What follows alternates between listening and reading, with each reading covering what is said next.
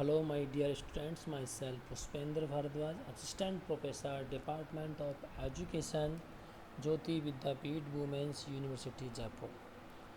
आज हम डिस्कशन करने वाले हैं थ्योरी ऑफ डिमांड के ऊपर डिस्कशन करेंगे। क्या है डिमांड में, देखो इसमें आज डिस्कस करेंगे हम concept of demand and quantity demanded, demand schedule and demand curve, demand function and determination of demand, etc. Now demand.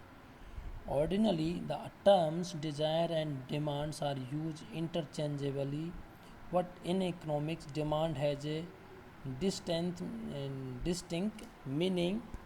Supposing you desire to have a color TV, but you have to not have enough money to buy it, then this desire will remain just a wishful thinking.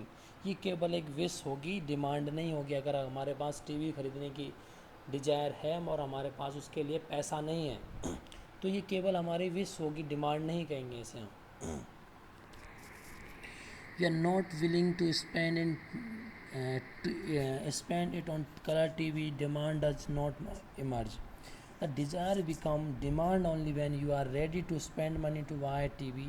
Thus, demand for a commodity is the desire to buy a commodity backed with sufficient purchasing power and the willingness to spend. जो demand है, demand में कुछ चीज़ें हैं। देखो, सबसे पहले तो इफ़ेक्टिव डिज़ायर होनी चाहिए। डिज़ायर नहीं, सिर्फ केवल डिज़ायर ही नहीं, इफ़ेक्टिव डिज़ायर। इफ़ेक्टिव डिज़ायर में कुछ चीज़ें हैं। एक तो डिज़ायर होनी चाहिए, एडुकेबल रिसोर्सेज होने चाहिए कि हाँ हमारी जो डिज़ायर है उसको हम फुलफ़िल कर सकते हो उन एडुकेट रिसोर्सेज के थ्रू। साथ में इंटेंसिटी और टू सेक्रीफाइस दीज रिसोर्सेज, हमारे पास जो रिसोर्सेज है उनको हमें खर्च करने की तत्परता भी होनी चाहिए। खर्च करने हम ऐसे होने चाहिए कि हमें जिनको खर्च कर सके। तो demand equal to effective desire plus price plus quantity plus time, ये सारी चीज़ें होंगी तो डिमांड, उसे हम डिमांड कह सकते हैं। ठीक है। Demand for a commodity is always express with reference to price. Ask anybody how much of goods X he will buy a, it depends upon price of goods X is likely to be the obvious answer, and higher price quantity demand will be low and at lower price quantity demanded will be high. Here comes the distinction between demand and quantity demanded. Demand refers to different possible qualities to be purchased at different possible price of a commodity. Demand जिसे कहेंगे हम, जब different price पे different price पे different quantity की demand की जाए तो उसे हम डिमांड कहेंगे। Okay, different price different quantity, तो उसे हम डिमांड कहेंगे। Now demand quantity demanded. Quantity demanded refer to a specific quantity to be purchase against a specific price of the commodity. Specific price of the commodity मतलब इस different price नहीं होनी चाहिए, केवल एक स्पेशल प्राइस होगी, special quantity होगी। Means जैसे मैं कहूँ 1 रुपये की जब प्राइस थी तो क्वांटिटी 15 मांगी जा रही थी, डिमांड थी। दो थी प्राइस तो 10 क्वांटिटी, 3 थी तो 6, और 4 प्राइस थी 4 तो क्वांटिटी की डिमांड हो रही थी 3, और प्राइस जब 5 रुपीज़ थी तो क्वांटिटी डिमांड हो रही थी 1। It's means different price different quantity, it's called demand. और जब मैं यूँ कहूँ 3 रुपये की जब प्राइस थी तो 6 रुपये मांगे जा रहे, केवल 3 रुपये पे 6 रुपये की क्वांटिटी मांगी जा रही है, 3 और 6, सिर्फ और सिर्फ 3 और 6 के, तो इससे कहेंगे हम quantity demanded. Okay, next is demand schedule. Demand schedule is a table showing, जब डिमांड को एक टेबल फॉर्मेट में डिमांड को एवं क्वांटिटी डिमांड को टेबल फॉर्मेट में शो किया जाता है तो उसे डिमांड शेड्यूल कहा जाएगा। Demand schedule is a table showing the relation between different quantities of a commodity to be purchased at different price of that commodity. According to Samuelson, the table relating to price and quantity demanded is called the demand schedule. Concept of demand schedule include individual demand schedule and market demand schedule. जो demand schedule होती है वो दो type की होती है, individual and market. तो individual की बात करें हम, इंडिविजुअल डिमांड शेड्यूल की. Individual demand schedule refers to demand schedule of an individual buyer of a commodity in the market. It show quantities of a commodity which an individual buyer will buy at different possible prices of that commodities at a point of time.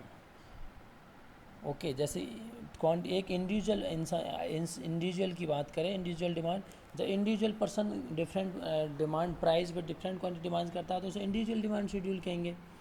1 रुपये पे 4 unit, 2 रुपये पे 3 unit, 3 रुपये पे 2, 4 पे 1, ये individual demand schedule हो गई. अब बात करें हम next market demand schedule.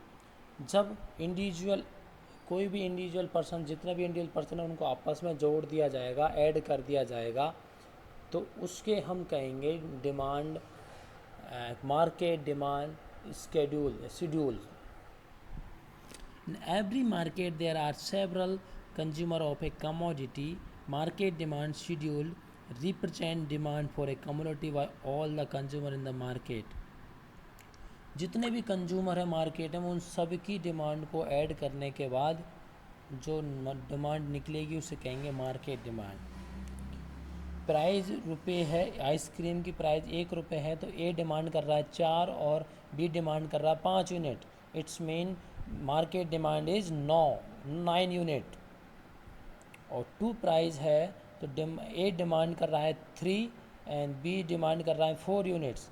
Then market demand is 3 + 4 = 7 units. 3 price है और डिमांड ए कर रहा है 2 और बी कर रहा है 3 units. It's means 2 + 3 = 5 units market demand. इसी तरीके से ये तो हो गई मार्केट डिमांड और इंडिविजुअल डिमांड की बात. अब नेक्स्ट चलते हैं, हम बात करते हैं डिमांड कर्व. ये सारी चीज़ें को हम अगर कर्व के रूप में शो करें तो कर्व किस तरीके से दिखेगा, कैसे रहेगा, क्या नहीं रहेगा, वो सब बात करते हैं हम. Demand curve is supply simply A graphic representation of demand schedule. जो डिमांड कर्व है वो डिमांड कर्व की नॉर्मली बात करते हैं हम, तो ये जब डिमांड को एक ग्राफ के रूप में प्रेजेंटेशन करता है उसे डिमांड कर्व कहते हैं. Okay, it's showing how quantity demanded of a commodity is related to its own price. Like demand schedule, concept of demand curve include individual demand curve और market demand curve. जो demand curve होंगे वो दोनों अलग अलग बनेंगे ना. कैसे बनेंगे देखो, बात करते हैं इंडिविजुअल डिमांड कर्व की बात करते हैं फर्स्ट, क्योंकि इंडिविजुअल का अलग बनेगा और मार्केट का अलग बनेगा. क्योंकि इंडिविजुअल में तो केवल 1% है, मतलब कि मार्केट में जितने भी इंडिविजुअल कस्टमर है वो सबको ऐड करने के बाद मार्केट डिमांड निकलेगी, तो इसलिए उसका अलग कर्व बनेगा. सिर्फ वही रहेगी बट कर्व थोड़ा अलग बनेगा, थोड़ा फ्लैट हो जाएगा वो. Individual demand curve is a curve showing different quantities of a commodity that one particular buyer is ready to buy at different possible prices of a commodity at point of time. Means demand curve slope downward from left to right, indicating inverse relationship between price of the commodity and its quantity demanded. Means जो demand curve है वो different downward sloping होगा. Individual demand curve होगा downward sloping होगा, right side में indicate right side inverse, और left to right downward, from left to right downward होगा, और इंडिकेट करेगा वो inverse relationship between price of the commodity and quantity demanded. Now market demand curve.